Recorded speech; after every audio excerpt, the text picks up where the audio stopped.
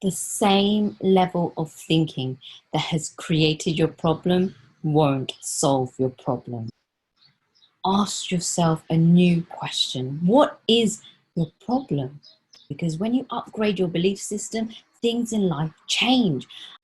Our world is a reflection of our beliefs. So we're going to upgrade your belief systems when it comes to speaking, reading, listening, writing, a simple system.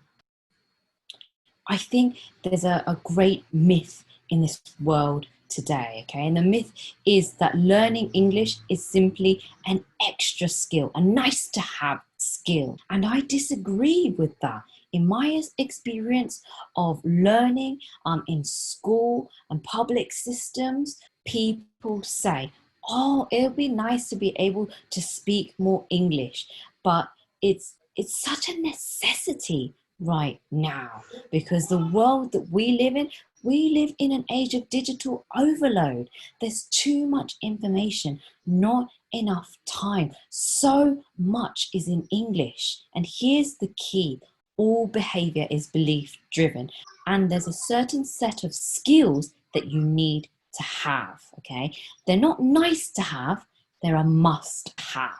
Let me tell you a story here today, okay, about a power plant that was active. And one day, this busy power plant just goes silent. Every machine just turns off, and the employees are going around, they're freaking out for hours. And finally, the operations manager picks up the phone, doesn't know what to do, picks up the phone, calls a local technician and says, you've got to help us. We're going out of business. This is very dangerous. And he's like, you're lucky. I'm just around the corner, 5 minutes away. He shows up, walks around the floor in the area. There's all these beams, and on these beams, all of them have these electrical boxes. And he goes to one specific beam on it. He goes to one specific electrical box, takes out a magic marker and puts a great big X on it. He opens up the box, and inside all these wires and screws, and he goes to one specific screw and turns it, not even halfway, and all of a sudden, bam, okay, the entire power plant lights up. And the operation manager is like, thank you so much, you saved the day, how much do I owe you? And the man says, that will be 10,000 euros. And the manager was like, are you kidding me?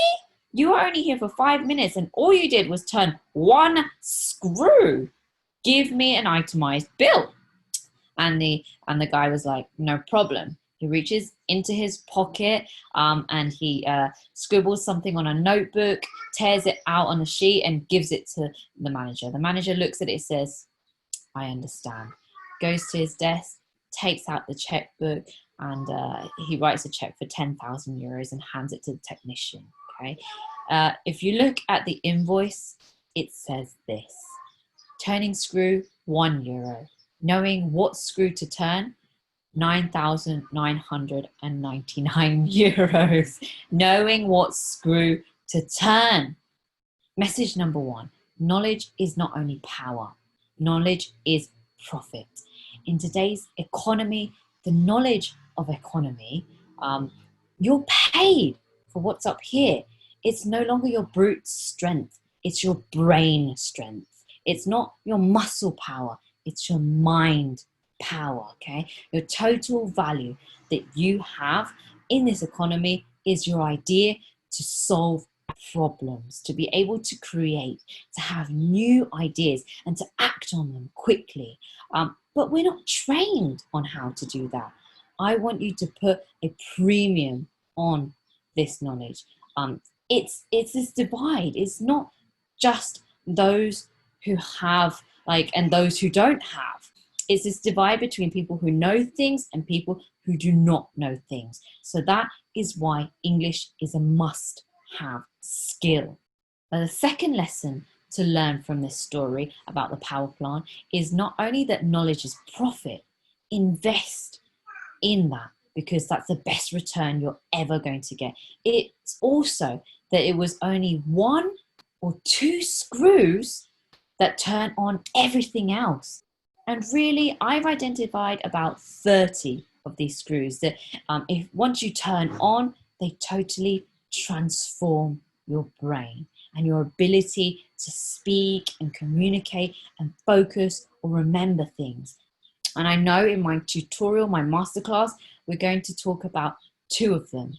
And then we go way deeper on this quest together, okay? But learn what those screws are, because it's kind of like a domino effect. When you hit that domino, the other one goes, okay? They all get knocked down as well. And that's working smart, not working hard, okay? I know what those screws are, and I'm here to help you. We underestimate how important English is to us. If you're an average person today tuning into this web class, this masterclass, you probably have a job that means that every single day you're seeing English data. You're reading social media in English. You might have friends abroad. You're reading English reports to stay up to date in your industry. Maybe you're doing some kind of thesis. All of these things are all written in English these days. For the average person, it can be anywhere from 1 to 4 hours a day with contact in English. What if we could take the time that you spend translating and not only cut the time in half, but increase your comprehension and retention? What would you do with those 2 extra hours a day? English is not nice to have. It is a must have. Now, don't worry, I'm not asking you to speak with native people right now, this moment, in front of other people listening.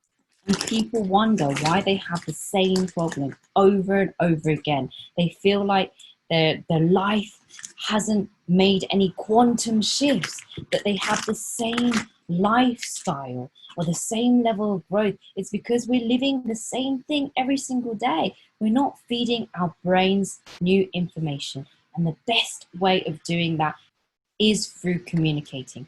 Right now, that reminds me of something else. We don't think about this often, but I want you to ask yourself, when was the last time you learned how to learn? Learned how to study? The last time you actually learned how to study, you were 6 years old. Here's the biggest challenge when it comes to studying. You're not born with the ability to study, right? You weren't born in the hospital and just went into the waiting room and started studying, right? Studying is a skill. And like all skills, how do you improve it? It's not just through practicing, it's through training. But when is the last time we took a class called studying, okay, or reading? How old were we? We were probably like 6 or 7 years old, right? So here's the question. Has the difficulty and the demand increased since we were 6 years old in terms of what we need to study? Of course. But is it fair to say that it's still how we study? Because that's the last time we had training on how to study. So most of us struggle. We live in an age of electric cars, in spaceships that are going to Mars. But our vehicle of choice when it comes to studying is like a horse and carriage. So we haven't upgraded those skills. And that is what this conversation is all about. The reason why. I know it's not a matter of intelligence. Okay, it's a matter of training. The last time we had training on this, I'm not talking about a college lit class, was when we were in elementary school.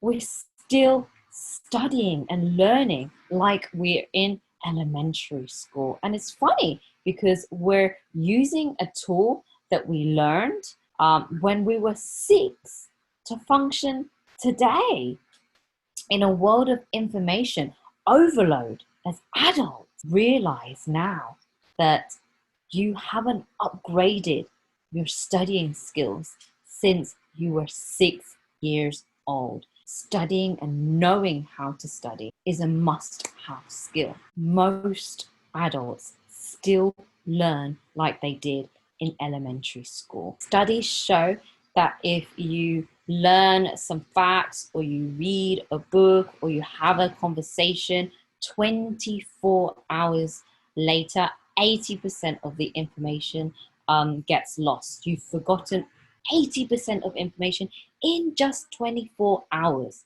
Within a day or 2 days at the most, all of that information, and majority of that information is lost.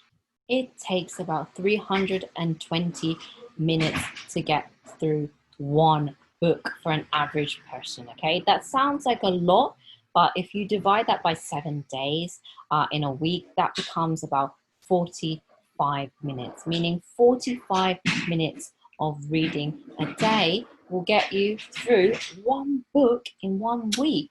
Now, if you triple your reading speed and read it, that means you can do it in 15 minutes a day to get through one book. That's 300 times faster in reading speed. So 90 minutes to 2 hours to finish an entire book. 90 minutes to 2 hours. The average book, that's based on the average book, okay, which is 65,000 words. There is this huge myth and fear that listening to native speakers speaking so quickly means that you don't understand anything and that you have very little focus. If you feed your brain one word at a time, metaphorically, we're starving our minds and our brain needs stimulus. If you don't give your brain the stimulus that it needs, it'll seek entertainment elsewhere in the form of distraction, in the form of mind wandering. You wonder why you read something, you start thinking other thoughts, right? Because you're reading too slow. It's like riding a bicycle. If you ride a bicycle too slow, you wobble and eventually you fall. It's like driving as well. If you're driving slow or you're in traffic, you're not really focused on the act of driving. What are you doing? You're doing 5 different things. You're thinking about dry cleaning, you're texting somebody, you're calling somebody, you're putting on your makeup, okay? I saw somebody shaving and doing makeup, okay? Singing a song, doing all of these things because you're going too slow. But let's say you're racing cars and you're taking a hairpin turns at full speed, okay? Do you have more or less focus?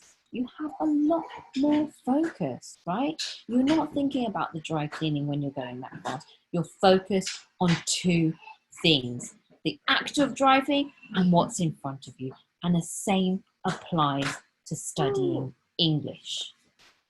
When you're learning English and listening to English that's a lot faster and engaging, you're focused on the act of learning English and what's in front of you and what you're trying to study, your material of study, because you have better focus. The better focus gives you better understanding, better comprehension.